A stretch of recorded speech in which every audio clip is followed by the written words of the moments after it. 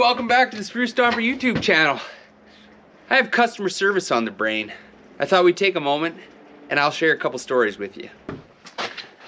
Well, I'd say spring is sprung and we're probably not gonna need these anymore. Back to sure slip, no grip turf tires, but I'll tell you, they're polite on the grass. You know what isn't polite these days all the time? The customer service that you receive.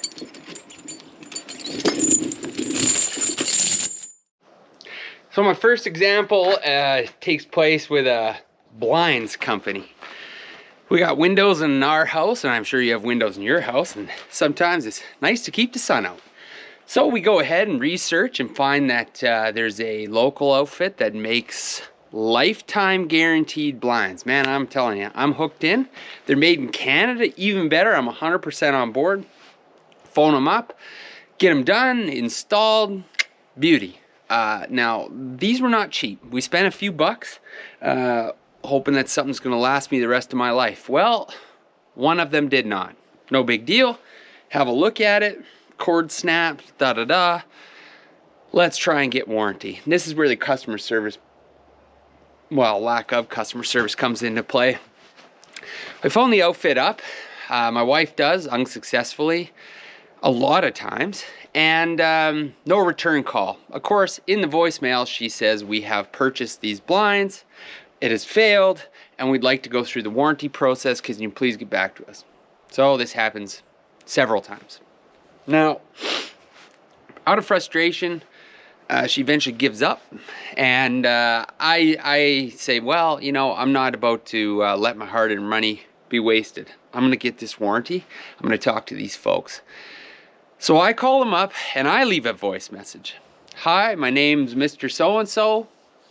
I've heard great things about the blinds that you supply and install, and I'd really be interested in making a purchase. They phoned back so damn fast, I'm not even sure I hung up the phone. Immediately ring back. Oh, well, hello. This is Cindy Lou Who from So-and-so Blinds, and we sure'd love to get some of your money.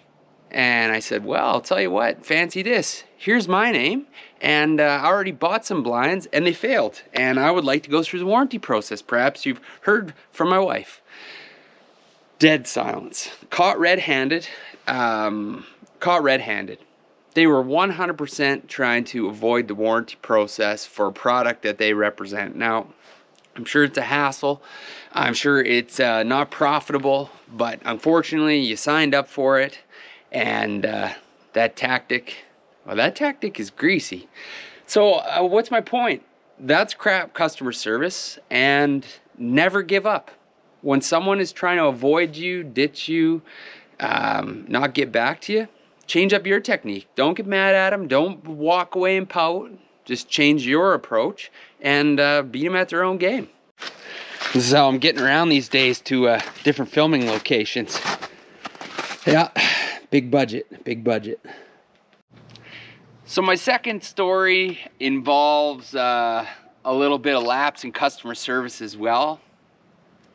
I drove out to purchase this trailer here. You can probably just see the front of it. I drove out of town to get it. There was an established company that was celebrating, man, I want to say it was their 50th anniversary or something. It was a milestone anniversary. And I had driven by this place for months. They had a huge sign up, and it said, this is the best pricing on these trailers that we're ever gonna offer, you know, in honor of our anniversary. Well, man, I'll tell you what, I'm in the market for a trailer. Let's get a deal. So I drove out there, was there before the gate was even unlocked. The people that own the business, they weren't even there yet. There was me and a few other guys were waiting at the gate. We want to get first crack at the goodies. So we get in there. Walk straight, I already knew which one I wanted. I'm gonna take this one. This was, what about the price? And the kid said, very politely, he said, hey, you know, the prices are as marked. They're anniversary pricing, as good as it's gonna get. No room for negotiation. I respected that. I 100% respect that. You're not gonna chisel a guy on something that's already on sale, but who would I be if I didn't ask? You always have to ask. So in we go, paperwork drawn up, on and on and on. Now we're looking to exchange a little bit of money, and negotiation and wheeling and dealing is just in my blood. So at the very last step, before we sign over the old check, I said, well, I noticed that this trailer doesn't have a spare tire. What do you think we can do about that? Well, the guy I'm talking to is obviously not in charge. He's got to go talk to the boss man, who happened to be his dad. Now, paint a little picture for you. The tiny little office.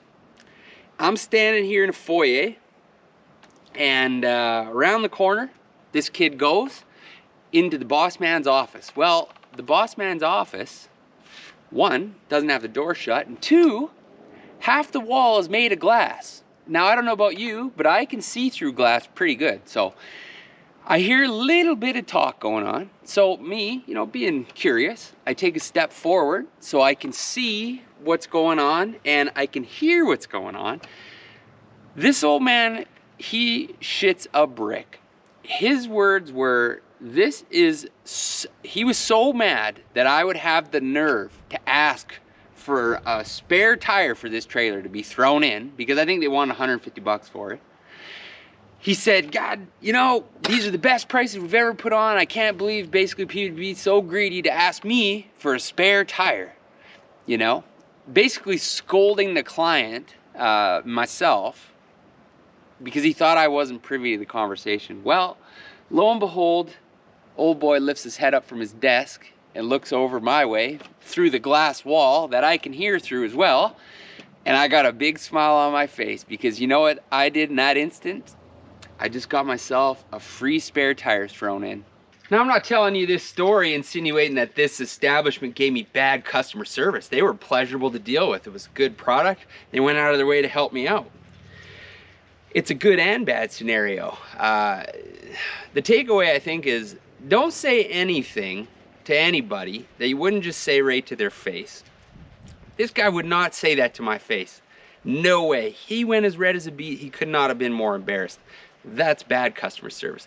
The good customer service, he got up out of that desk, he walked straight around the corner, he shook my hand, he said, get this man his free spare tire and get him the hell out of my yard. I respected that, and I happily left with my new trailer in tow. So there's good and bad, but you gotta watch your P's and Q's. So at the end of the day, I mean, whether you're a business owner or an employee or just a patron of that business, you know, customer service is important. Keep it in mind, and it's really nothing more than just being nice to people and trying to help people out, which we should all be doing anyways. We'll catch you on the next one, whatever the next one might be.